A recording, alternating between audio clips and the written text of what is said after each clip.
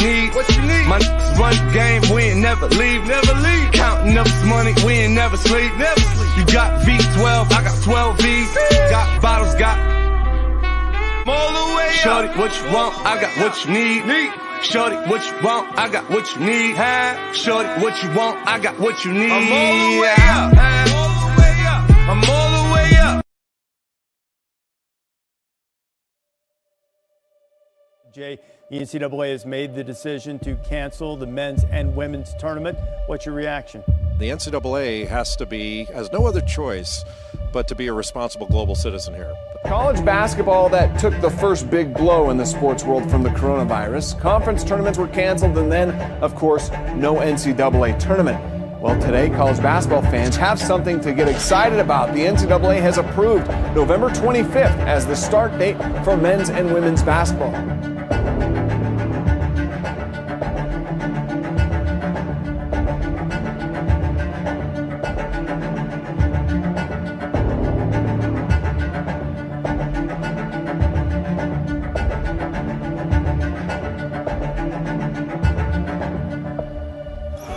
Clark. Beekman for the win. Got it! Off the push. Off the glass. It's good!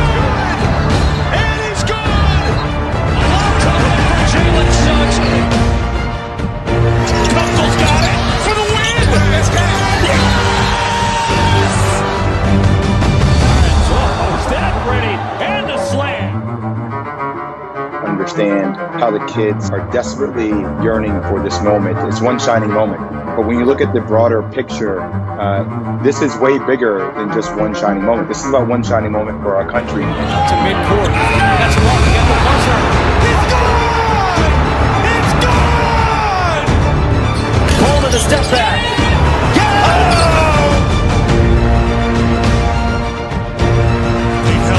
Nice pass out the double team.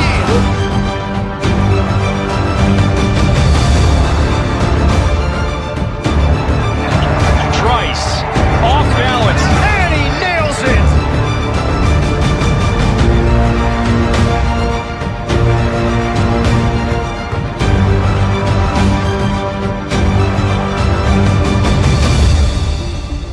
Gets it midcourt. Jenkins gives it to Jenkins for the championship! Coming out in this situation.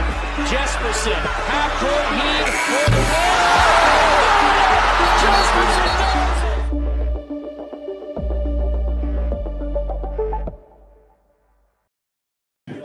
What's up, everybody, and welcome to the Deck Bar and Grille, Isla del Sol, out in lovely St. Pete Beach. I'm Blake Anthony. That's Alex Fleming. Got Kendrick Johnson in the back.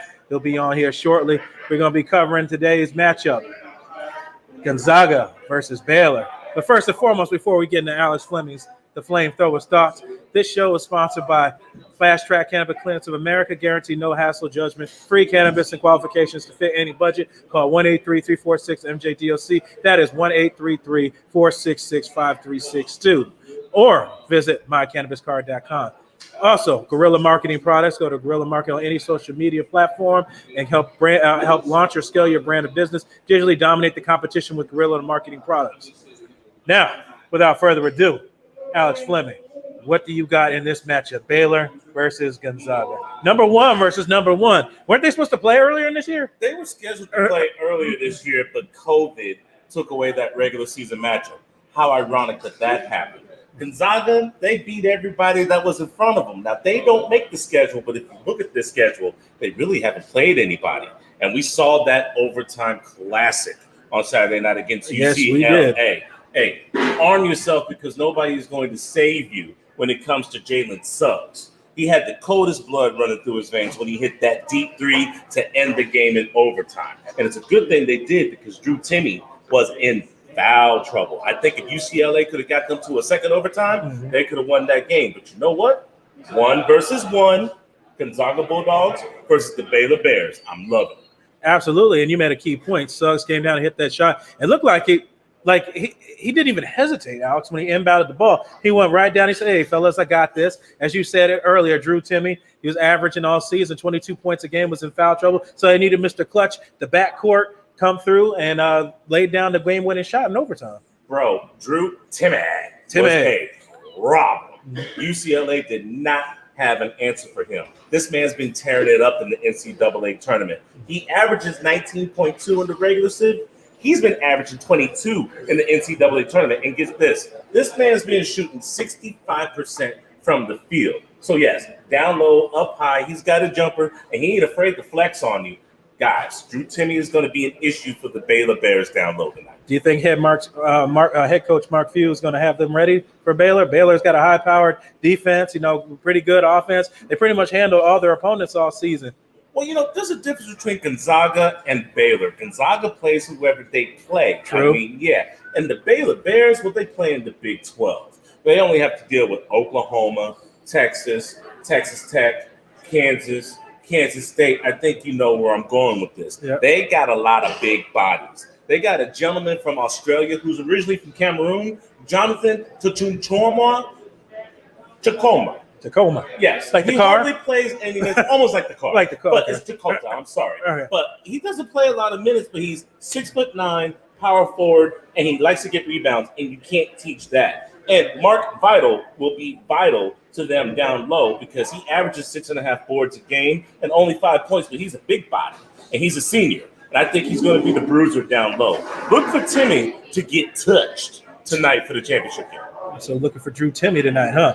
Well, Doesn't Gonzaga also hold the record with the most wins, but do not have a national title under their belt, if I'm not mistaken? I believe this is their first chance at a national championship because both teams, Baylor and Gonzaga, do not have any championships. Correct. Under the Baylor their belt. girls do. I know the men Baylor don't. girls do, but the men do not. So now that UCLA is out of the tournament, beautiful Final Four, by the way, we need to congratulate UCLA. They have nothing to be ashamed of. They played excellent. Nope. But we will crown a brand new and fresh national champion tonight. I think this was like the matchup everybody waited for. As you said, COVID interrupted their game earlier. It was only right that it came down to this matchup, so there could have been no after-season trash talk. Oh, if we would have played, it would have been like this earlier. You guys are meeting on the biggest stage. Both teams trying to get their first chip. And then with clutch, especially Baylor won their game, their last game, handily as they did all tournament, won all their games. Gonzaga did have to win in overtime. Baylor, a lot of people are picking Baylor. They're also taking the under in that matchup as well. Well, Baylor destroyed Houston. I love the Texas matchup, but Houston did not want that smoke. And I believe they're going to be wacky in Waco tonight because I like the Baylor Bears tonight.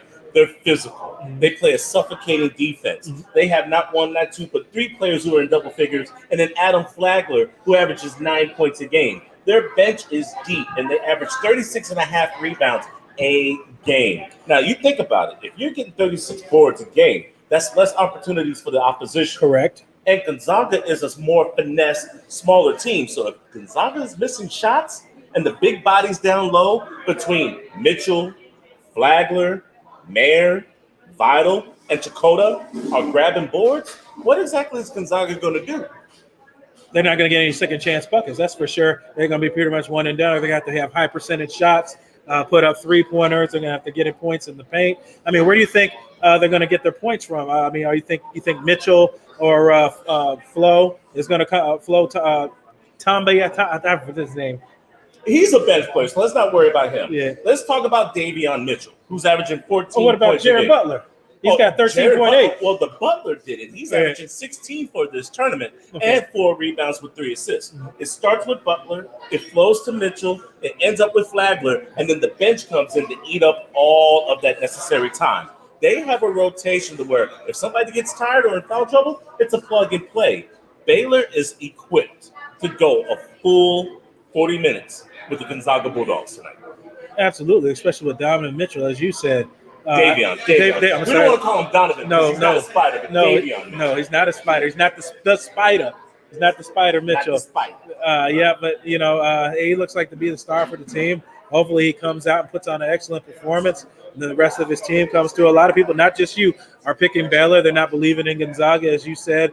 Gonzaga had to barely come through with a clutch one, although it would have been tied if he missed that shot. He did hit the 3 for the win. Let me say that on record. But Baylor did, like what you just said, they handled all their wins. Houston was not a match for them, putting them away. And they were number 2, Houston, putting them away 59-78 in that matchup.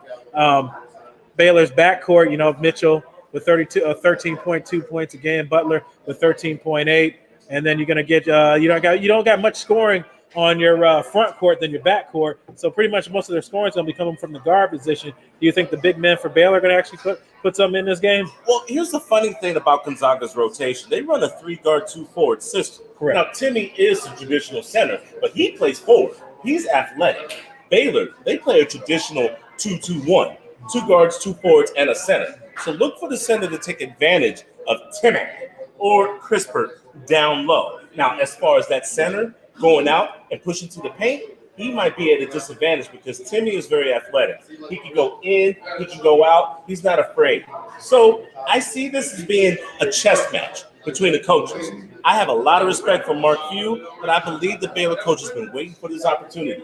And he wants Baylor to be put on the map. You got to think this program came from the dark ages. No one wanted to go to Baylor. And that's not even just basketball, it's football That's as well. Basketball and football. You got to ask somebody. You're absolutely right. You know, and Baylor basketball hasn't been relevant since the ladies won, 2-3 years ago? What's that girl that they had named something rhymes with Weiner? What was her name? Brittany Griner? Oh, yes, Brittany Griner. Yeah, imagine that. Yeah. But that's what I'm saying. We've been talking about the ladies' game. Now, the brothers are like, we could do it for ourselves, too. So, yes, I think Baylor is equipped to shock the nation because everybody's jumping on the Bulldog bandwagon. Pump those brakes.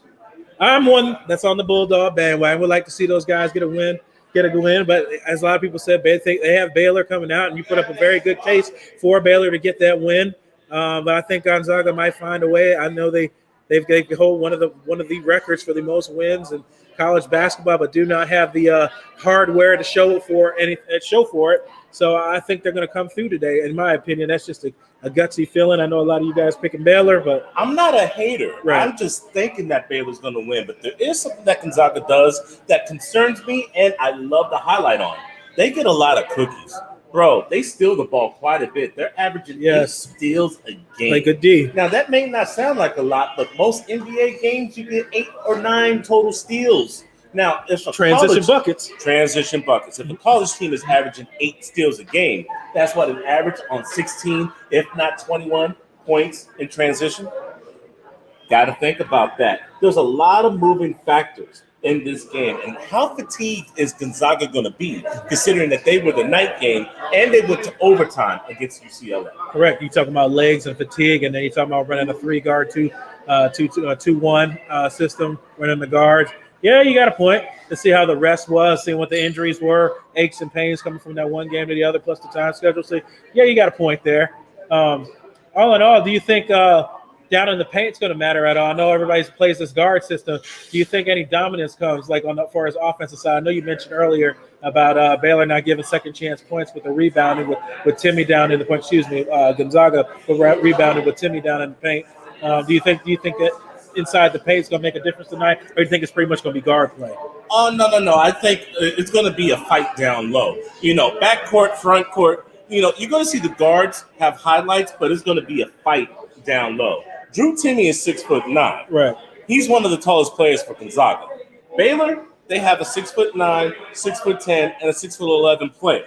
That's what I was mentioning with Vidal, Chumakota, and some of the other players on the bench for the Baylor Bears. Right. They're bigger down low. Right. Now, their guards may not be as efficient as subs, but down low, I think they have the advantage. But the funny thing about this entire situation is that Gonzaga, even though their schedule's been a suspect at best, they average almost 38 rebounds a game.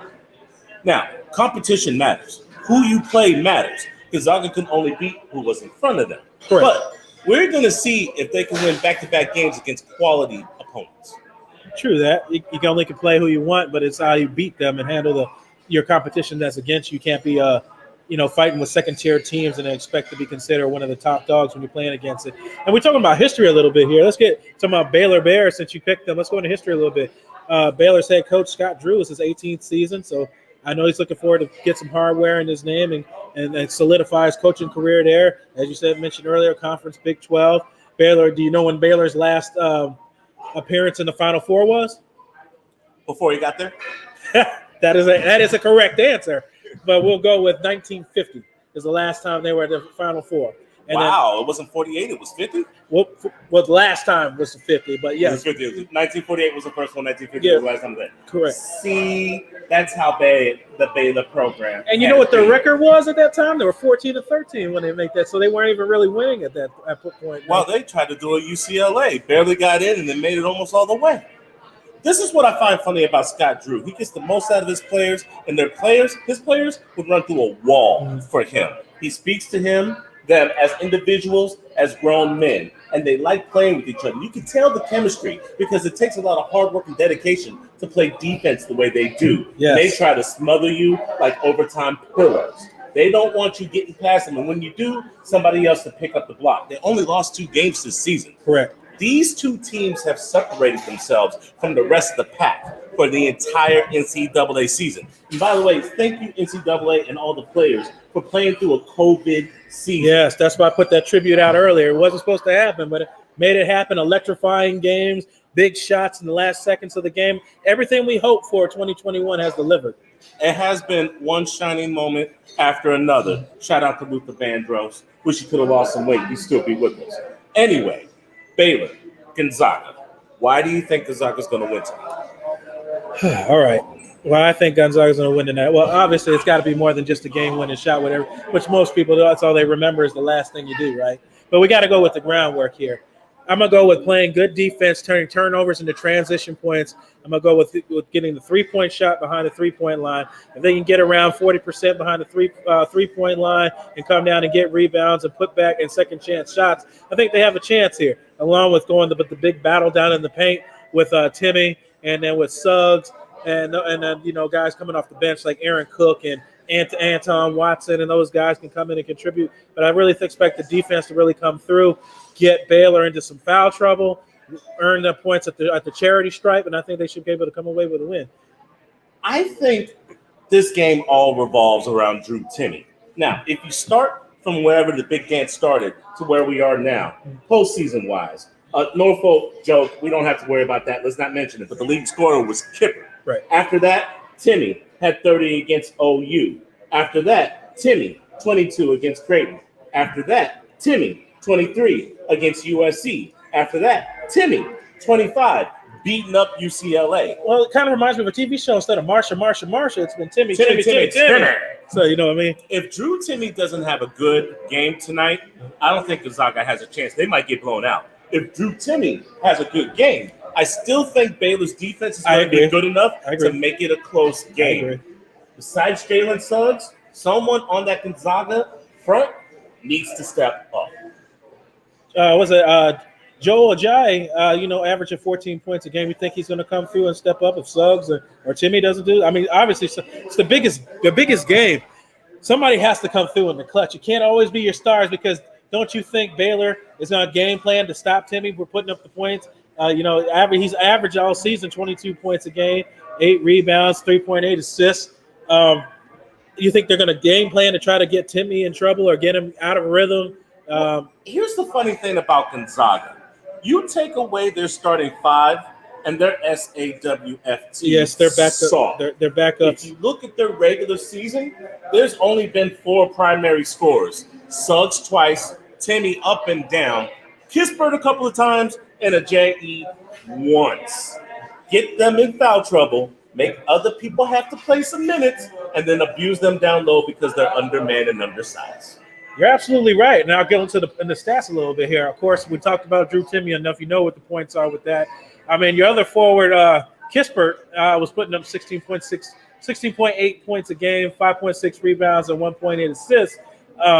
But otherwise than that, if you're talking about bench and foul trouble, you got to turn to Aaron Cook, which averaged 4.2 points a game, 1.4 rebounds, and 2.4 assists. So he's not distributing the ball well if you're only averaging 2.4 assists. Now, Anton Watson might be a guy that you might lean towards to. Small forward, can play a little swing spot there. Inconsistent.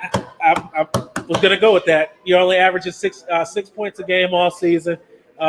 3.4 rebounds a game, and then the part that scares me the most is 1.6 an assist. That means you're not giving the ball to open men, and you're not finding ways to score without the basketball in your hand. So in basketball, if you get to the pro level, you got to know how to do that on both ends. You got to know how to score and help others score points. Kispert has been the leading scorer for this team 10 times in the regular season and in the postseason. Timmy follows him up with 8 times. Suggs follows him up with 6. Right. This is what I'm talking about. Other than those main 3 and the every now and then appearance with Ajayi, nobody on the bench is stepping up. If they get out-rebounded tonight, it's going to be ugly. It's going to be ugly. So let's flip to Baylor's side and talk about where do you think the points come from there? Mitchell, Butler, Teague, Davion Mitchell, Vitale, and Matthew Mayer, Tombia, Adam Flagler, Mark Vitale, and, of course, the Butler did it.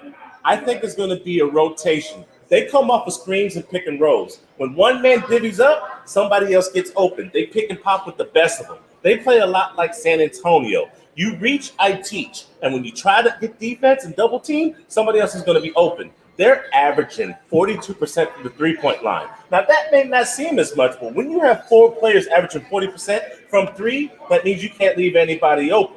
We already mentioned 36.5 rebounds a game. 4 players averaging at least 40% from the three-point line. 4 players in double figures with Flagler averaging 9 points. So, yes, it's an all-around mix. And then when you get to the bench, every now and then you have blips on the bench. One bench player scored 18 one game, another one 12, another one 23. It all matters on how Scott Drew wants to run the offense. Right, with the rotation and guys. They actually got Adam Flagler, as you mentioned earlier. They got him as a rotational player. We'll see if he comes out and starts the game and try to get something going quick. As you mentioned, Davion Mitchell, not Spider Mitchell, came out of the game with 32.3 points in the game. Their big center, Flo, I'm going to call him Tamba, had 588 in field goal percentage. And, of course, Mitchell again with his three-point percentage, 0.453 at the three-point range, of course. But you're right. Again, they're almost mirror images, like you said, with the points coming off the bench. Pretty much it's all your starters or nothing. Flagler, 10.2 points a game, 2 rebounds a game, and 1.2 assists a game. And then Meyer, averaging a mere 10 points a game, 5 rebounds, and 0.8 assists. So, Blake, take away the Arkansas game that was close until the bitter end. They've won all their games in this postseason tournament by double-digit points. No one's been hanging with the Baylor Bears. You're right. Hartford, number 16, Hartford, 79-55, whooping. Number 9, Wisconsin, took out my Tar Heels. That was a whooping. Unfortunately, took out my Tar Heels. But I'm kind of glad this happened to them, 76-63. Number 5, Villanova, a lot of the teams picked them to do something, 62-51. As you said, number 3, Arkansas, 81-72. Then, of course, the one we all know, Houston, 59-78. So you're absolutely correct. The only close game was Wisconsin? Well, Arkansas only lost by 9. That's respectful. One thing you'll notice about the Baylor Bears, they're not picking and popping from across the country. A lot of these are close or hometown boys. 6 of the 14 players are from Texas, and Jared Butler's from down the street in Louisiana. So, yes, this is a homegrown effort that you see from the Baylor Bears. Absolutely. Everybody's homegrown there. It looks like they got great continuity. It's going to be really interesting to see the chess match coming between these two teams and how they stop each other. I really think that they're going to come at each other and try to get people into foul trouble, as you mentioned. You're going to have to I think tonight's game is going to be somebody that you're not of the usual character, not the normal staff that's going to end up being the clutch player in this game. That's why I got my Chichumwa Chikota. I think he's going to be the key piece because he's a 6'8" power forward, born from Cameroon, but originally an Australian. Right. No one's talking about him because he's only had one blip the entire season. It's that shining moment that you get off of the bench that you don't expect. Correct. Every now and then you get a player that you don't account for that has a big game. And I'm calling his number tonight. I think he might just surprise. Well, averaging 5.4 points a game all season, 3.8 rebounds, and 0.8 assists. He might be that guy. Who knows? It's got to be somebody. And speaking of somebody, get yourself down here to the Deck Bar and Grille, Isla del Sol. We're down here with me, Alex Fleming, Kendrick Johnson, who just had an awesome interview with NSPN's Combat Zone. And Kendrick always killing it every time he shows up. He's coming with guests from all over. Kendrick's like the popular man on scene, so you can't miss him. Wasn't that with Teofimo Lopez Jr.? Some champion? Some guy like that, a guy that wins belts and things like that. The guy that beat Vasily Lomachenko? Yeah, that guy. I think that was him. Yeah, all right, yeah, that guy. The one who also calls Heisman Trophy winners, right? That does the backflip and then the Heisman pose? Yeah, that guy. And speaking of that, we'll go into a quick commercial break, and we'll bring Kendrick on, and we'll talk about some basketball. He'll go into his little interview here, and we'll just keep talking NCAA basketball. But you're right here on NSPN, live at the Deck Bar and Grille. I'm Blake Anthony. This is Alex Fleming. We'll be right back after these short messages.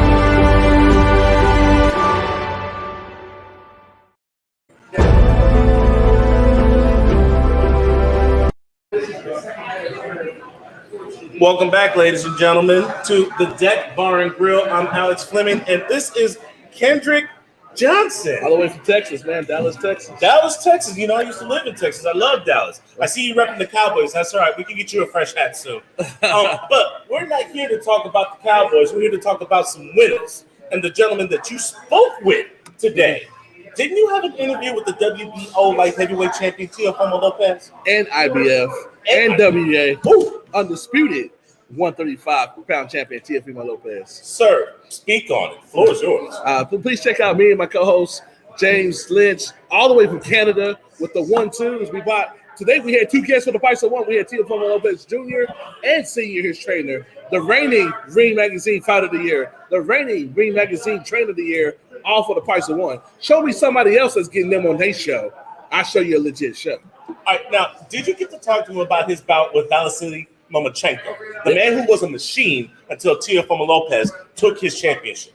He talked about how that was a growing experience and how that made him become a champion. Showed everybody what his dad predicted. I don't know if how hard you follow boxing. His dad predicted that he would be a champion in his 15th fight 2.5 years ago, and that they were going to take off Lomachenko's head in fight 16. And that's exactly what he did in 2020. Now, I remember when Teofimo Lopez won his bout before Lomachenko, and Lomachenko took it as a joke, went inside the ring whenever it was his time, and his father was like, we need this, don't mess this up. You know, you need to know how to work the boxing gig, because Mr. Lopez took it as a sign of disrespect. But you have to understand, you got to pay your way to make it to the top. And now he's at the top. So who's his next fight coming up? George, I don't want to mention last night. George, I was calling George K.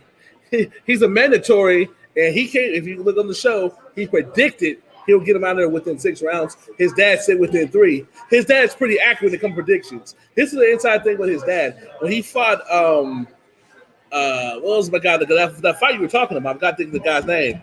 Vasily Lomachenko, the guy before him. Guy before Lomachenko. Well, he's been knocking people out left and right. It was he was legit.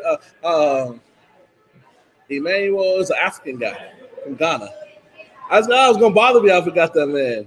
Well, it's all right because it's all about Lopez. I remember that interview, and I remember he was saying that he was quite upset that he felt disrespected, like he wasn't getting the respect in boxing game that he deserved. Richard Comey Comey was a tight guy. He was a head beater. He knocked everybody. I thought it was gonna go at least 8-9 rounds. I thought Teofimo was gonna win, but get him late.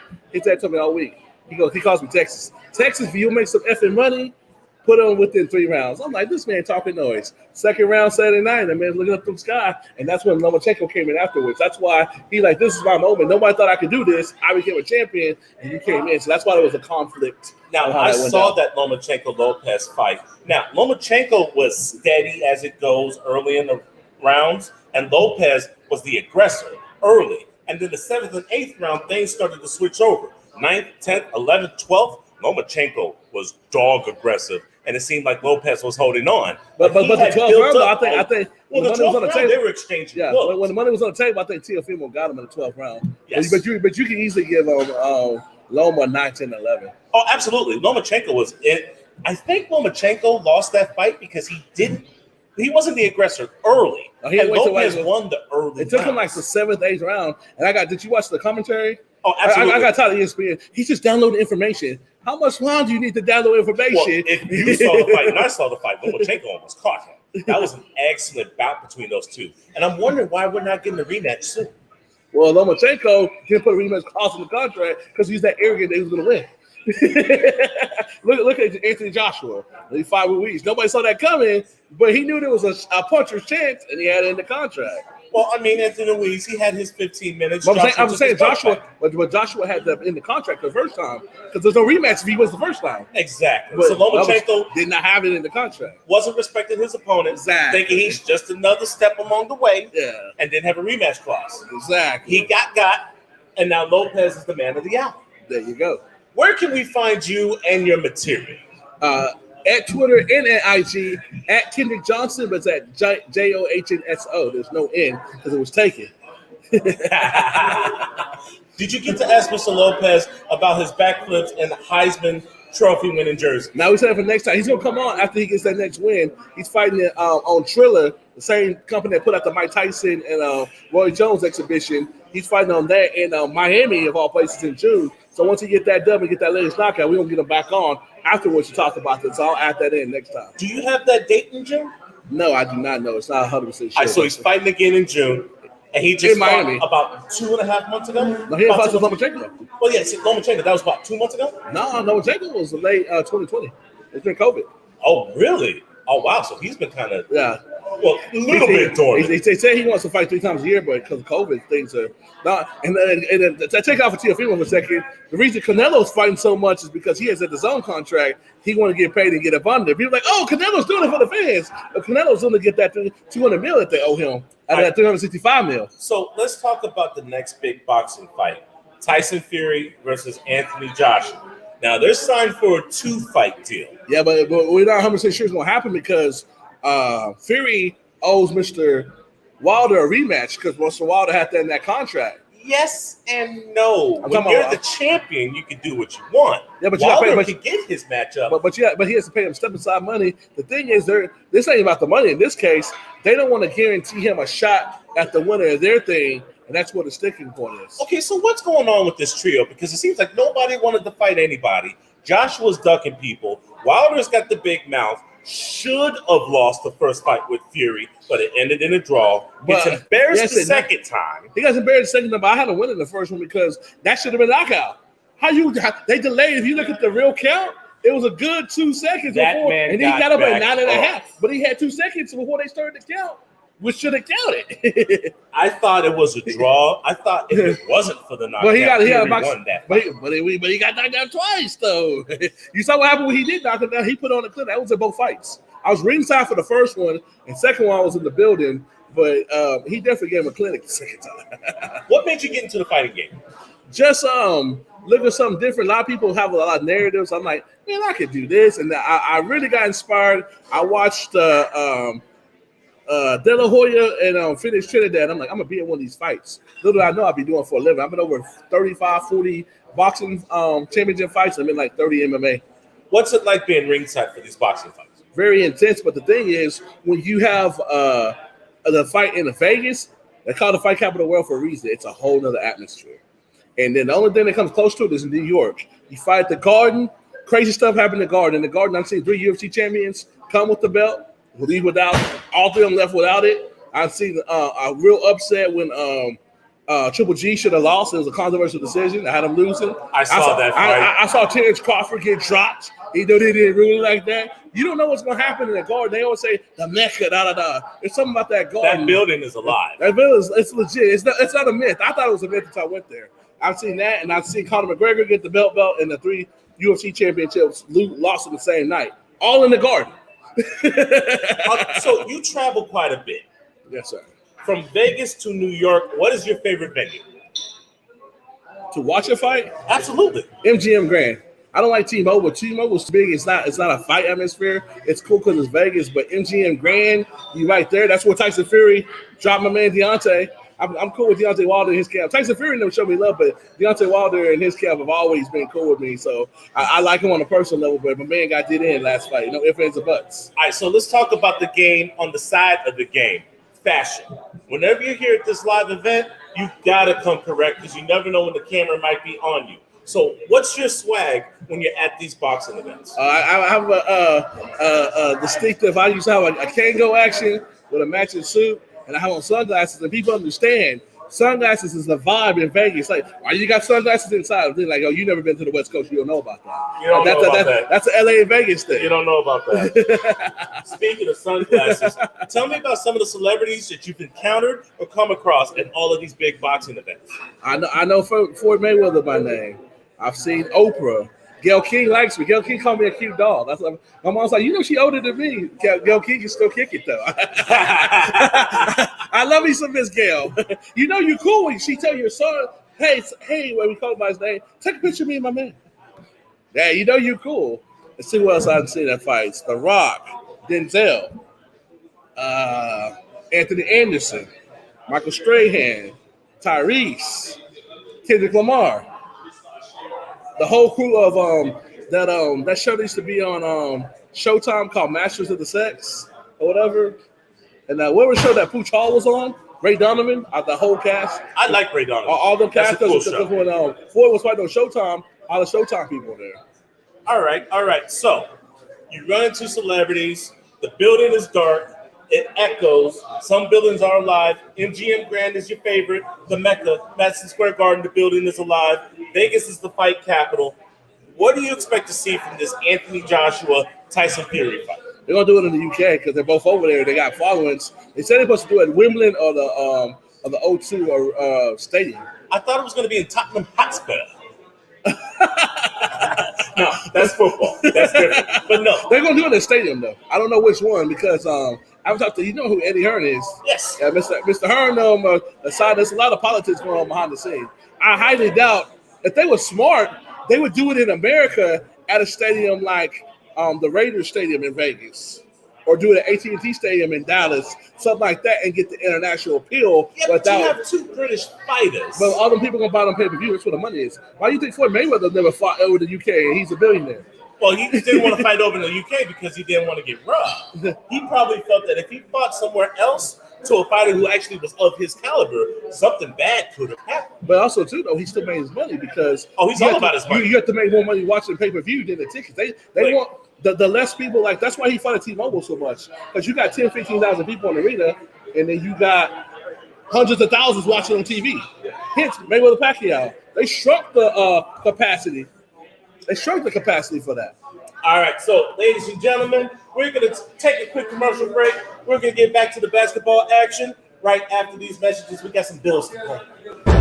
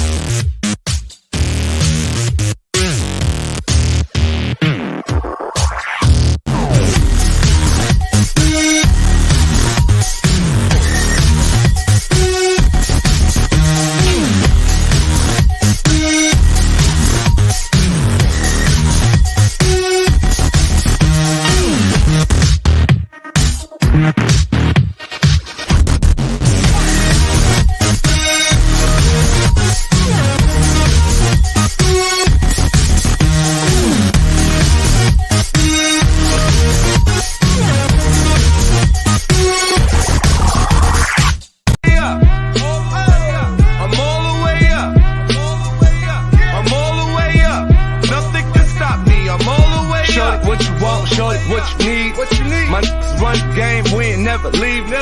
Counting up this money, we ain't never sleep. You got V12, I got 12 V's.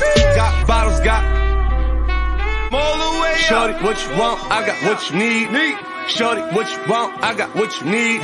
Shorty, what you want? I got what you need. I'm all the way up. I'm all the way up.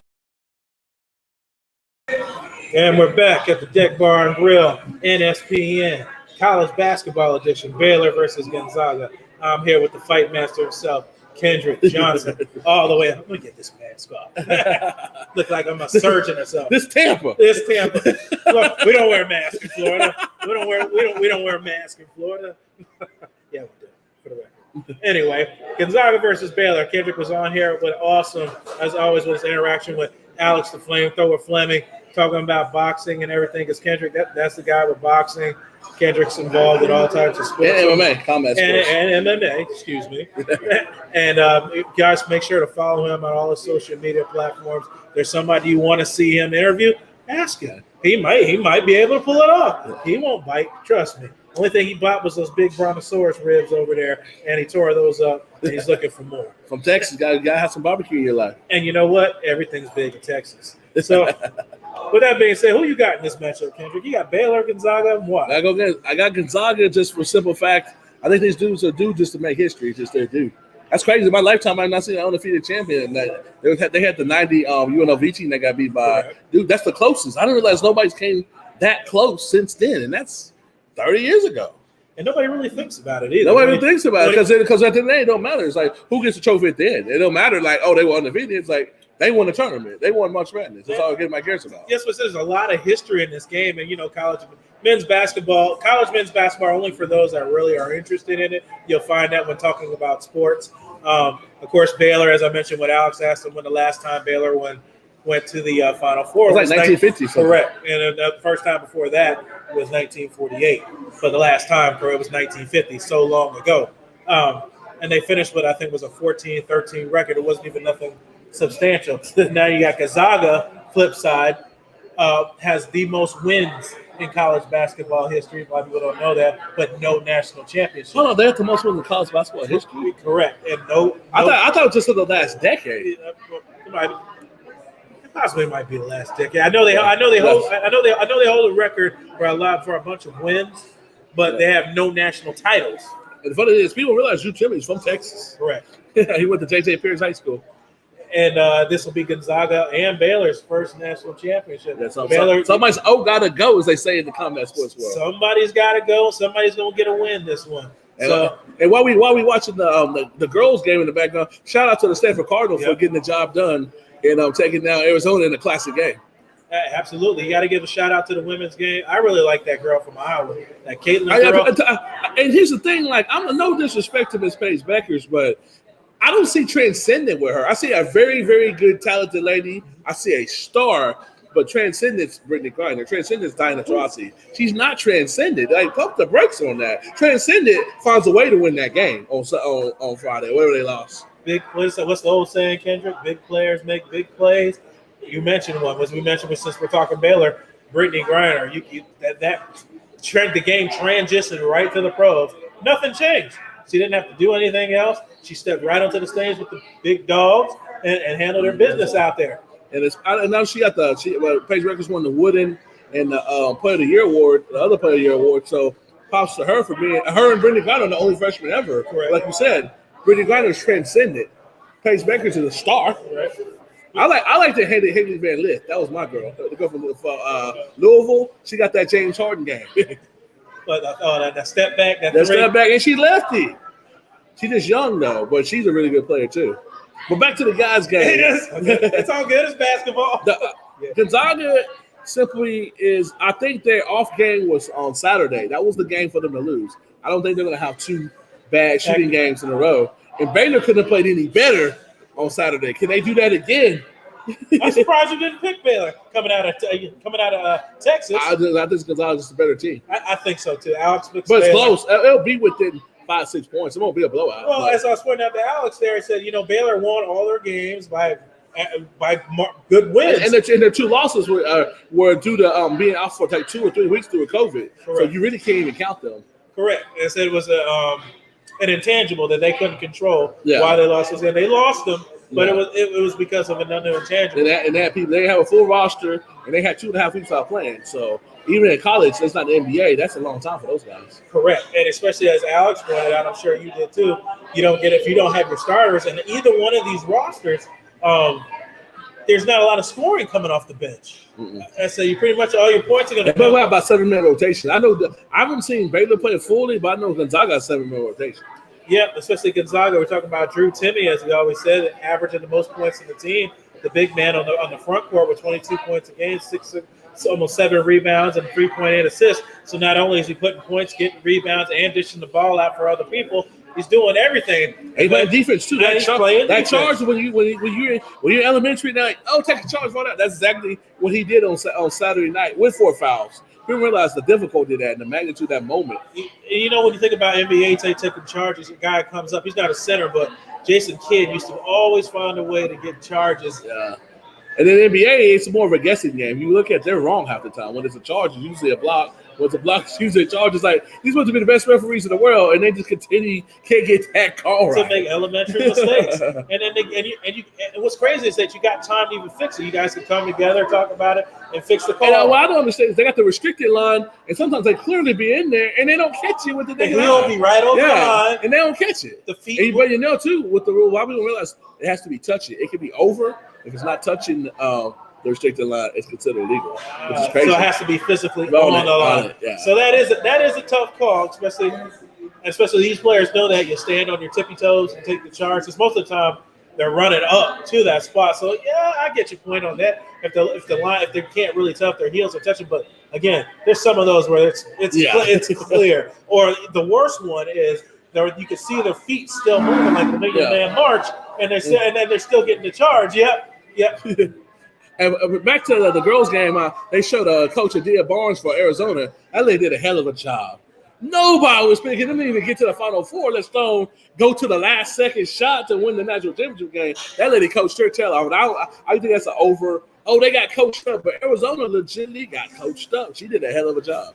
And teams like that, especially underdogs, it's a 2-part system. The coach has to execute great plans, know what the momentum is, who's the hot man, well, in this case, hot girl, and hot girl right now on the court, and put them in at the position to win, and then the players have to go out and execute. And they did just that. As you said, great game plan. Everything was great, and here they are playing to kick away. And that notion that it's hard to beat a team multiple times, Stanford beat them by like 20 and 14 in conference play. So for them to take it to the last second, show you the adjustments that they made. And also Haley, she's a legit baller. Haley Jones. And let's talk. Since we're talking about ballers and all that, there's a topic I was seeing on Facebook. Do you think women's sports needs a little more limelight? Yes, they do, but sometimes you guys look at the numbers. Like they're talking about the women and basketball, like the weight room. That was despicable. But as far as there's nothing like they're talking about swag bags and stuff like that. The men generate 20-something plus million or more, so therefore they should have more stuff that's swag. The more funding's going. Funding. That's how the game goes. But because if you see like a program like UConn, their girls get as much as the guys, but their girls winning, but they're bringing in as much money. It's not even just the winning; it's the money aspect. True. Prime example, and take it to the professional level. People are like, Cowboys on TV all the time. Cowboys are worth $5.5 million. So the Cowboys, the money joke in Dallas is when the Cowboys are sorry, it's the hardest time to get a ticket because everybody think that, we'll go see them. They're not good this year. It's hard to get a ticket when they're losing and when they're winning. True story. No, I believe that. And we talk about everybody always has mixed feelings when we talk about Dallas Cowboys, even people that are fans of them. It's hard being a Cowboy fan. I'm on both ends of the spectrum. I'm a Cowboy fan. I'm a Laker fan. So I'm in both ends of the spectrum. And it's just always something that always finds a way to get in the Cowboys' way. If it's a coach, if it's somebody going down as an injury, it's just always something that just barely clicks. And the one time it clicked with the Cowboys was the Des Bryant catch in Green Bay. That was the year. And everyone Romo's legacy because with Eli Manning getting ready to come up for the Hall of Fame, Tony Romo's a better quarterback than Eli Manning. He just got Super Bowl runs. If he has those same Super Bowl runs, he's in the Hall of Fame. Didn't Eli Manning finish 500 for his career? As a Something matter of fact, like that. I think so. Even with the But he has the 2 Super Bowl runs. Correct. I will say this: the reason to me, the Super Bowl runs would be overrated if he didn't beat who he beat. Yes, that's the real feather in the cap. He did it twice. That's a good point. It's not just the 2 rings. Yeah. It's who you beat. It's 17 and I want Patriots. to see the conversation. If you got like a random Steeler team, or you got a random Pittsburgh team or something, a Steeler team or Raven team or something like that, what would be the dynasty? But you beat quote unquote the GOAT twice. 2 of his 3 losses with Randy Moss, undefeated, everything against you, and you had an iconic play on top of that. Oh yeah, the Tyreek catch, the Tyreek catch, and then I throw the Mario Manningham too. Oh man, yep, that was the second one. Dropped it down. Yeah, so I still think Tony Romo was a better quarterback, but Eli was his career is Hall of Fame off those 2 runs and who he beat. Oh, you're right. You can't make that up. Nope, that is a spot on. And the fact that you still hunt Tom Brady. Tom Brady will ask him in the Super Bowl, like basically, can he redo something? Now, undefeated season bothers him to this day. He can't get that back. Nope. He got 7 rings, and it still bothers him. That's how crazy that is. And that's what makes him the competitor he is. It still haunts him that one game. You know who the guy I feel bad the most for? I know we're off topic of basketball, but I feel bad for is Randy Moss being on the 49ers and the Patriots, losing both of those Super Bowls and not getting a ring. It's Randy Moss.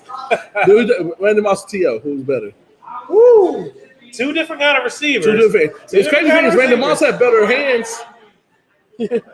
Randy Moss had better hands, but T.O. was a better playmaker. Yeah, he could turn a slant to a touchdown. Randy Moss would only run a slant. He could body you. Moss will run. The crazy part about Moss is he could outrun you and catch it. He told Earl, I'm cool with Earl Thomas. Earl Thomas told me that he told him that he goes, son, you're going to make me retire. And I said in an interview a couple years when we got for the Hall of Fame, he said when they played the Seahawks, and he could at least get by the safety at least once, twice a game, even with the Raiders. Right. He said he couldn't get by Earl Thomas. He said he knew for time him to hang it up. Yeah. So Earl Thomas better roll, and he was retiring.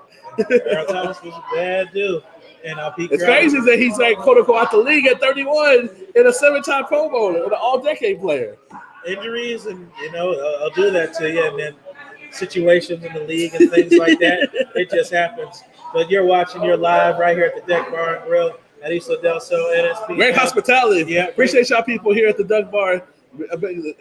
Showing hospitality to this brother from Texas. Yep, from Texas, where everything's big, even him. And his appetite. And clearly. But make sure you guys come down and check it out. They hold all types of events here. It's a sports bar, friendly engagement. Cedric's going to do giveaways. If somebody picks Gonzaga or you pick Baylor, depending on what team comes out with the victory, Cedric will pick from whoever picked whatever team who's giving away prizes. He's going to be doing announcements later on. We'll make sure to get that all on air. But just want to make sure to mention that we're down here at the Deck Bar and Grille in St. Pete. Beautiful area. Nice day outside. Talking sports, talking basketball. Baylor, Gonzaga. 2 number 1s playing each other. Both playing for their legacy coming out. And then I'm down here with all the great guys with NSPN. You got Jamal back there from the 525 plan. Alex Fleming. Jay Buck? Yep, Jay Buck back there. Kendrick was just on earlier, double duty in it, having great interviews with champions. And then coming on here, here comes Jamal. We'll probably get him on next. Let him come here, talk about what he's got going on next. He got so much issues that's happening in the NFL just recently over the past 24 hours. Right here in Tampa. Anywhere you win a Super Bowl, there's always some drama that follows behind it. It doesn't matter what it is. It could be massage parlors or it could be our simple tweeting. Who knows what mess happens when you're in the football league. But Kendrick's got Gonzaga. I got Gonzaga. Alex has got Baylor. Jamal, who you got? Who you got in this matchup? Jay Buck? He's got Gonzaga. So you got 3 versus 1. We got 3 Gonzagas. Jay, Kendrick, and myself got Gonzaga, and Alex is going Baylor, which isn't a bad pick. Baylor did dominate all their games. Me and Kendrick just talked about that earlier. We both picked Gonzaga. They got the big. I've always been a fan of the big guys in the front court, dominating the paint, playing defense, getting boards, and helping others score points. I think Kendrick can agree with that, and what you'll end up helping the backcourt. I know he's a Kobe Bryant fan, so I'm sure he knows what that's like, especially when they had Shaq and Kobe. the most overlooked decade of dominance ever. It is overlooked. The crazy thing is, he just don't get a little bit of the props because he RIP'd early. Man, that's the crazy thing. It took that for him to get the little props. It's like people act like we just went from Jordan to LeBron. Like there was no segue. There was not 15 years of greatness up in between. let these youngsters and these old heads talk about it. The only person to get that lucky is Phil Jackson, literally going from Michael Jordan to Kobe Bryant. And neither one of them won without him. Nope. Phil stepped away from the game, then had to come back. Kobe went on to win. We all know that story. Lakers picked up some acquired free agents. I saw he turned Pat Gasol into a Hall of Famer. Yep. Lamar Odom, the best years you got from him. Oh, no, I can say that. Lamar played pretty good back in the day. Not like that. Not 6 man of the year. Not like he played with the Lakers. Nah. Them 3 years from 08 to 2011. He's that guy. He was 6 man of the year. Yeah, and one of them. And then we all know the story after that. We won't get into that. But we're checking out this Arizona Stanford game, number 1 Stanford. I didn't see that. I saw the highlights, so I'm kind of good to watch the replay. Girls basketball you sleeping on them. Yeah. I like watching them more than the guys in this college. They are very competitive. And their skill set has gotten higher. Well, because they can't all rely on dunking the ball. They got to play the fundamentals. They got to play team ball. Do you got those dogs that the females that come out there and dominate game? Absolutely. Like Haley Jones right there. Turn around. Oh, see, you messed her up. Oh. She heard you. She heard you. But when we talk about that, I think more women. Oh Lord! I think more women got to support. More women got to support the women's sports as well. So I mean, and I saw a few commercials saying that. I mean, it goes back to what you said: ratings. You got the people. The dollars got to. The numbers got to match for the dollars. And I think that's what it is. I think if a lot of women get more behind. I mean, the men watch men's sports, women watch men's sports. Why can't more women watch women's sports? You know, I'm not here to try to discredit, that I just think it would catch on more. There's more to it. If women actually got real behind women's athletics, just like men get behind it. I think it would have more of a push. You would push the narrative. The numbers would show up. And the numbers would show up. So I think that's big. And I remember a commercial being out like that. They said, hey, you like what I'm doing? Come support us. Go on, get active on the websites. Come get active in the game or whatever it is. You do tune into their game and get it more out there for them, because some of these girls are really good athletes and they do deserve the recognition. Not just basketball. Basketball got watch softball. These girls who ball in softball and the soccer team. How about the girls' American soccer team? That's a bad example right there. They should get paid as much as the men because they got the numbers. They win, but they get the numbers. That too. Yeah, and I remember that, and it pretty much went by the wayside after that, where they went on national television and they got the numbers. Like if they had a women's MSL, it would do better ratings than the guys because they got the numbers. Right, they got the numbers, and winning cures everything. Oh, look at the turnover here. Ooh, talking about transition points and the foul. No, but that'll help it. Get the people with the money to back behind that and get the girls' game going, because these girls put out the work just like the men, playing good. Like we just talk about effort. This girl makes a self play, gets a turnover, comes down here and scores the transition buckets for the Arizona, which they're down right now, 36-41 in the third quarter. That was last night. It's the replay. Yeah, but will be like you just said. You got to get them going, and I think it comes from support on both ends. I'm checking us out the Deck Bar. The Deck Bar? The Deck Bar and Grille at Isla del Sol. Yes, it's a tongue twister when you don't say it a few times. At Isla del Sol. We're going to a quick break. Get Jamal on here. Let him talk about get him to come on here and talk about his show that he got coming up next. Maybe he can talk about that controversy. Well, oh, Lord. Hey, maybe he will. He loves talking about controversy. One thing he doesn't shy away from is a fight and an argument. And he's good at both. So we'll be right back at this quick commercial.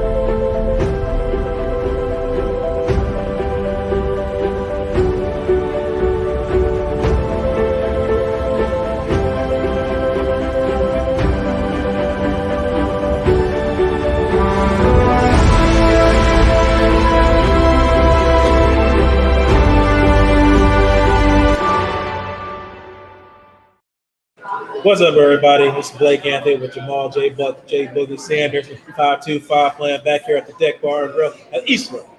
So talking about the Baylor versus Gonzaga, number 1 and 2 number ones. There can only be one. There's nobody remembers number 2. I am number 1. Got a little reference. We're at the Deck Bar and Grille talking about Gonzaga versus Baylor. Of course, J. Buck picking Gonzaga to win, along with me, Kendrick, and of course Alex. So got to be different. He's picking Baylor. But anyway, why don't you tell us, everybody, about what you got going on at the 525 plan, what you got going on. I know you had a great show with Alex, your first pilot coming out with your Need Some Milk session. Let everybody know what you got going on your shows. Hey, well, first off, I got to give a shout out to my brother, my friend Blake, for making all of this possible shots out the air at NexGen Sports. I'm absolutely loving the current situation, but the 525 playing every Wednesday, 9 o'clock. You can see it live on the NexGen. That's NEXGEN, everybody. You can see it live on Facebook and YouTube, the NexGen page. Man, I'm just excited and I'm just grateful, for the opportunity. 525 playing. We got a lot. We got a lot in store, for everybody, for our Buck fans and NFL fans, around the league. So, we got quite a bit of special guests that we got lined up. So I'm excited. I'm excited. You want to reveal who that is? Or you I don't know. I'm going to say that. I'm not going to reveal quite yet. But actually, I will reveal one. Okay. I will reveal one. I'll give you a little something. just a little teaser. This week, we have Miguel Mender, balling like Miguel, is going to be one of the special guests on the show this Wednesday. I'm looking forward to that. And I don't know for a lot of you all, one of his rap videos with the help of another Buck fan, it went viral. It went viral. So I'm excited to have Miguel on the show. But I'm even more excited, the co-host of the show, Alex Fleming. Hey, man. It's a piece of work, Eddie. Man, what I tell y'all, Alex is my clone. So it's just like this, being able to chop it up with Alex. That's just like seeing me all over again, or vice versa. So I so respect Alex. His IQ. What he brings to the show. Just what he brings to sports. So yes, the 525, we got a lot in store for everybody. So man, y'all tune in every Wednesday at 9 o'clock. Y'all tune in 525 playing. There you have it. 525. We diagnosing. We diagnosing that we 525 playing. So y'all be ready now. Y'all be ready. And this show is full of fun. He has a great time on there. It's all fun, interactive, interacting with fans, smack talking, and the whole goal behind this idea is just to bring something different, something fresh, just something out of the ordinary when it comes to sports media. So man, y'all tune in. I can assure you all, every episode we got something new, we got something exciting, So hey man, y'all check in 525 playing every Wednesday. 9 o'clock. Y'all also follow me, JBuck525, Instagram, Facebook, Twitter, JBuck525. But also, most importantly, NexGen Sports. Follow us on Facebook and YouTube. Let's go. There you have it. Make sure to follow them. That's Deshaun chicken in balling. I said, man, wish we had you out here, Deshaun. I know you're out there in Georgia. What's up, Deshaun? I know you're out there in Georgia. The whole NexGen or NSPN, whatever you want to say, is out here together, getting together, talking basketball. I know you're a big advocate out there, Deshaun, talking about basketball and things like that. You know what, Deshaun? Let's see. Well, we can bring you on here. I wasn't even thinking about that. Deshaun. He said, "Oh Lord," he said, "Jay, but where's the drip? Where's the drip at? Where's the chain? Where the gold grill at?" Deshaun's dripping. If you guys ain't check out our last interview with Panthers newly acquired linebacker Denzel Perriman, aka DP. And it's unfortunate, Perriman, is in our division now, but I must acknowledge that Perriman is from the U. Yes, he is. But and I think when he got there, I think he had an interview at at Panther Stadium. And he's like, "Oh, he's up on a jacket. It's cold out here." Because when I interviewed him, he wasn't even in Carolina. He was actually in Miami. Right. He was in Miami. They said sunny outside, dogs barking, birds chirping. So now he's got to go a little further north. He's been really spoiled coming from Miami, going to California. Now he gets to be in a whole new plateau out there in Carolina. So it's definitely going to be a different speed for him. And Are we talking football? I'm sorry, I sniffed out football. Are we talking football? Yes, he did. We was talking about Deshaun stepped in. Deshaun said he's going to jump in here and join the NSPN. He's going to jump in with the crew since he couldn't be here live. He's in Georgia talking about Deshaun's drip. Check you can see his interview on NexGen's page. You go to my those chains. Yeah, I saw that drip. What's up with that? Hey, Deshaun's drip. You got some chains, some grill. Get on there, Deshaun's drip. He even got the little gold grill and the little. Hey, Blake, did you happen to catch the 525 last week? Hey, yeah, he just talked about it. You want to recap it a little bit? Hey, well, I mean, this man over here is a damn fool. Not only does he know his football knowledge, but he puts people in their place. You know, and he's up to date with what's happening in the NFL. Wait, it's not your job. Do I look threatened? Hey. Now he talking about me putting people in their place. The pot on the kettle. Hey. You said it, I didn't. You said it, I didn't. Racist.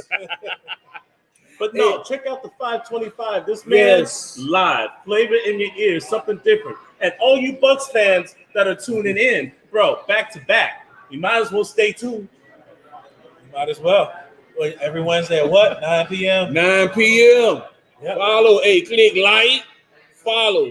NexGen. I got to spell it out, whatever, for some of y'all. Because I know a lot of y'all were inboxing me or whatever. Oh, we can't find it. It ain't no T. It's NexGen Sports. No. I don't want to drop any info, but are you sure you're going to get CD Senior?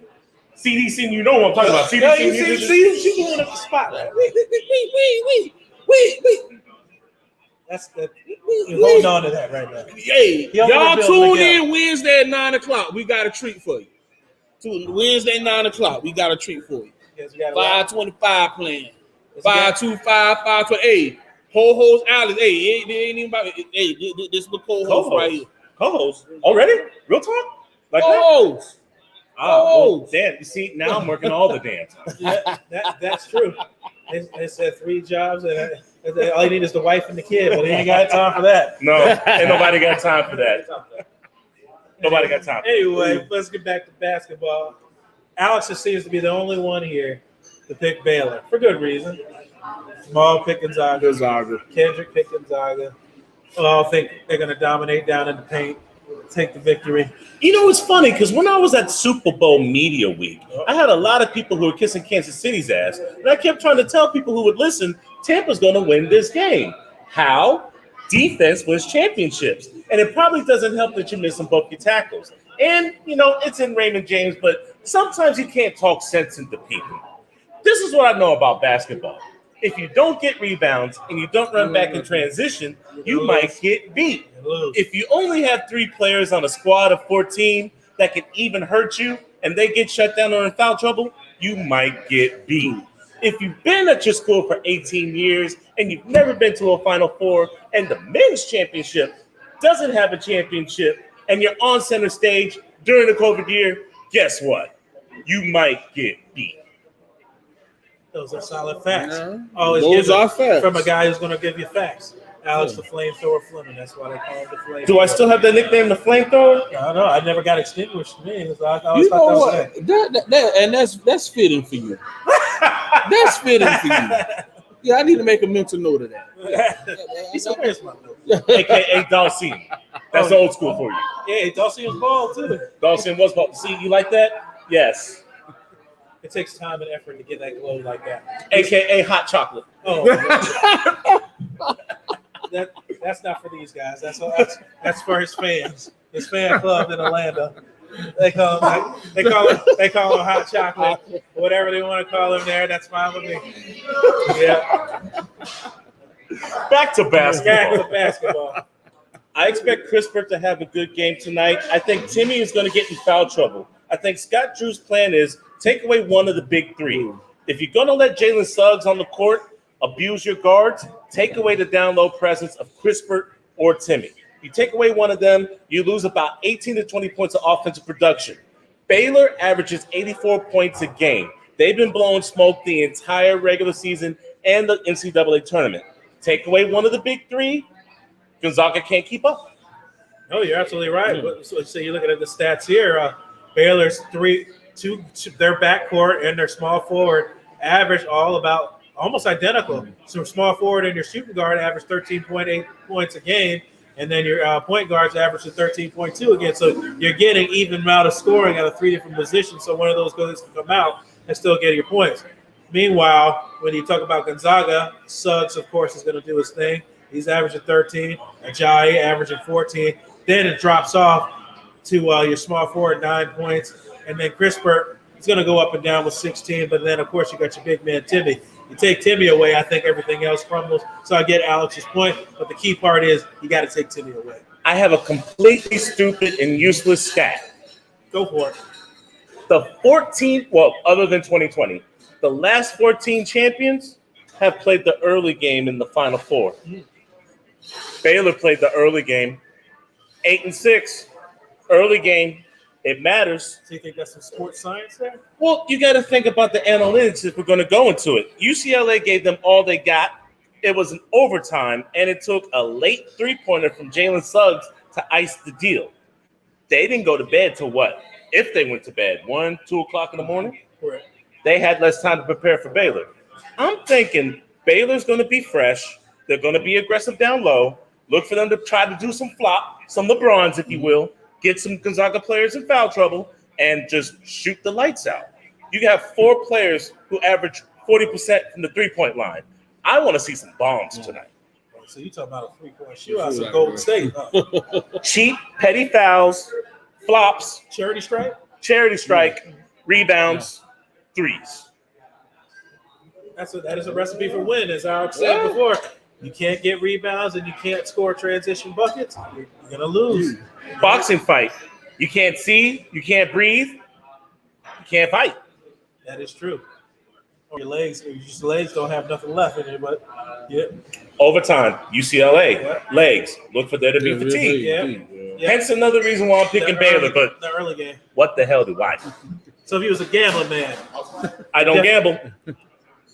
So Alex is going with Baylor. Fair enough. He doesn't gamble. So he's just flat out. So if you're betting man, Alex got his facts. Early game, he said played in an overtime game and have more consistent score is Alex's theory for Baylor's success. Well, Baylor's deeper. Baylor's got a deeper team. Bench, with scoring that could come if somebody goes out. Now, don't get me wrong. Timmy and Suggs have bigger stars than Baylor. But sometimes it takes a unit rather than stars. I mean, Kansas City has better stars than Tampa Bay. That's true. Patrick Mahomes, Tyreek Hill, Travis Kelce. But you know what? Even the losers win twice. Shameless plug. Sometimes it takes a team to win. Or take a village to raise a child. Village people? No Grammy here. No Grammy here. No Grammy here. I want to say, almost came home with the Grammy. I couldn't help myself. Sorry, but yeah, you're right. I mean, and it was funny if it ends up being that way. Baylor just running away with this game. I mean, do you think it's going to be a runaway, or do you think it's going to be close? Well, I mean, this could be like Mike Tyson's Punch Out. I expect the first half to be competitive, but once those legs start getting wobbly, and Mark Vital and Anchamoda starts beating up those guys down low, and Timmy gets in foul trouble and starts getting frustrated, it could get ugly. And you said your guy was that you expect to be the star of this game. I cannot pronounce his name for the love of me. The man from Cameroon who's an Australian. Yeah, Chumkota. He hasn't been playing a lot of minutes. He only averages about 5 points a game. He's a 6'8" power forward, and nobody expects a damn thing from him. And that's exactly why I'm picking. He's a dangerous man, right? Man with nothing to lose. That's true. Well, they got the game to lose, but yes, I get your point. Well, it's a championship game. I mean, you leave your cards on the deck while we're here at the deck. While we're at the deck at Isla del Sol, Alex Fleming, Jade Buck, Jamal Sanders, 525, the flamethrower, Alex, you ever gonna get your own show? Mine's just gonna be that like missionary, man. You just jump on everywhere. I'm just a sports prostitute. I'm just here, there, and everywhere. I'm too busy doing my thing with the Florida Sun, Central Florida's oldest black living newspaper, the Sports Arena with Eric Wilson, Skull King Sports with Ryan Skullroot and Scott Morganroth, getting ready for Jacksonville because I got to cover Sunshine and other aspects of the NBA and NFL. You don't have to worry about me because, I mean, with Code 1215 and other things that I've already processed and written, you know, I'm just trying to build my name in the sports world. I don't have a lot of haters anymore. They like disappear because, you know, this right here is a raid cam. They disappear. Oh, Lord. So you got your flamethrower and you got flamethrower and the raid cam. Huh? Hey, raid! Oh God, that's a throwback. They said Donnie said I got tie on this game. What? You can't have a tie. That said Donnie tie. Please kick me. Wait, did he say a tie? He said with the winner by 1 point, Baylor. He also, wait, let me do it right. And then he's got he's from Toronto, so representing out of Canada. Just like James. Hey, let me be honest with you. The Raptors miss you. They are missing you because Tampa has not been good for the Toronto Raptors. No. Real talk. What do you think about the Blue Jays? They're gonna be playing here too, playing here in Tampa as well. Brand new stadium just got rebuilt right out there in Dunedin. No comment. No comment. You didn't know that, Jamal? I did not know Yeah, that. they just finished revamping that stadium down in Dunedin, downtown Dunedin. So that place is gonna be packed, especially when the Yankees come to town, when the Red Sox come to town. So little Dunedin's gonna be getting. It's a great. Dunedin's got a great downtown area, so it's gonna be good for the people in the area, especially talking about bringing in some revenue playing down there. Can we stop and think about how tremendous Florida sports has been over the last year? You're right. It's flourishing. Florida is flourishing. Okay, the Tampa Bay Rays made it to the World Series. We didn't win it, but that's fine. The Tampa Bay Lightning were whooping ass last year, and they still are. With one of their main guys, it seems like neither one of them can play with each other now. Stamkos was out all year, ended up winning the chip. And wouldn't that be something if his name's slipping my mind right now? This is the first time you're ever going to see this on social media. Three brothers talking about hockey. Yeah. Okay, now, first and foremost, when they pulled their goalie and the backup came in, he looked like he didn't know what the hell he was doing. Right. You're on the championship squad and you reach out for a puck? Like, I saw that. Yes, I watch hockey. Yes, I watch hockey. Yes, he did that. What the hell? What was that?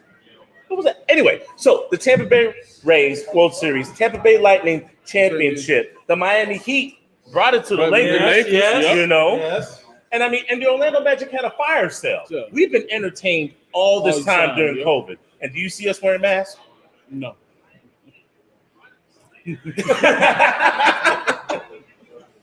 All right, well, I'm interfering. I'm gonna let you guys back in. My apologies. No. You the flamethrower, right? Yeah, flamethrower. You threw some flame. You definitely did. I'm interrupting, guys, but don't mind me. I know absolutely nothing. Nope, we're gonna go a quick break, and everybody's gonna come back with their wrap up. Again, give their points why they're gonna win, and then we'll let you guys enjoy the game.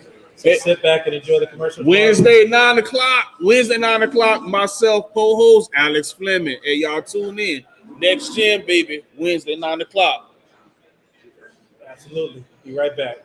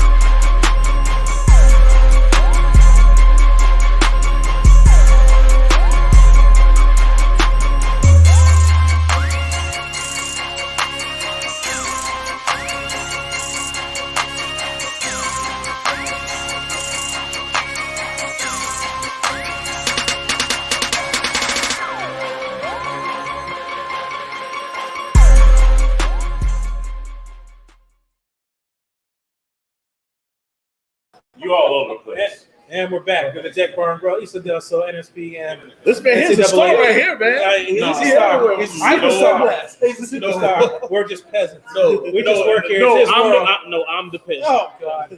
I'm the newbie to this whole, the sports media thing. So I'm learning from the best. Shouts out to Eric as well. Yeah, absolutely. I just want to give a final wrap up with everybody here at the Deck Bar and Grille. Thanks for Cedric and everybody. NSPN. College basketball. Here's something that had nothing to do with college basketball. Can you give me the Bucks and Cowboys game? That's all he wants. Some streaming. I said, unfortunately, I just want to come and cheer. He's a Cowboy fan. We don't hold that against him.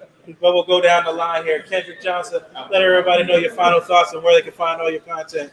Final thoughts: Gonzaga 72, Baylor 66. Follow me at Kendrick Johnson on Twitter and at Instagram. Tomorrow, J. Buck, Boogie Sanders. Let them know. Gonzaga 82, Baylor 78. You can find me on NexGen.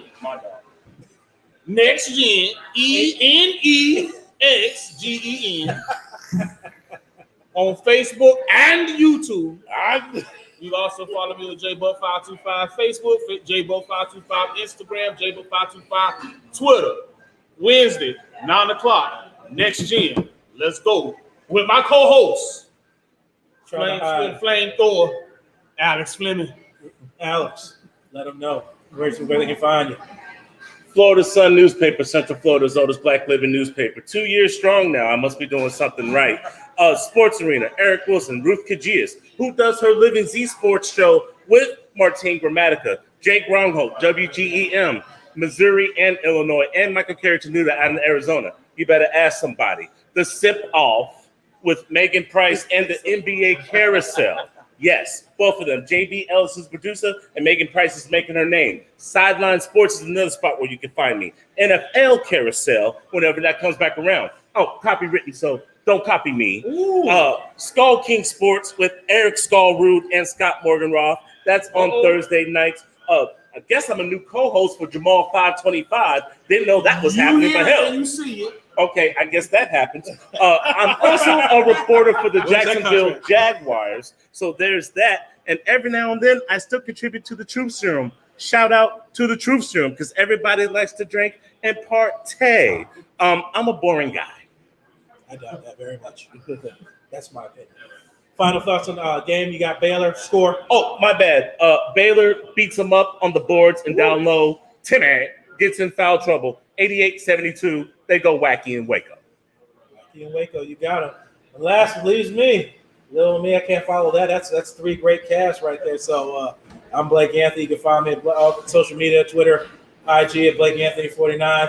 Getting live on Sports Talk 49. All these guys, you're going to see them all week, all the time. These guys, I barely had to do anything. These guys put in the work themselves. I just point the direction.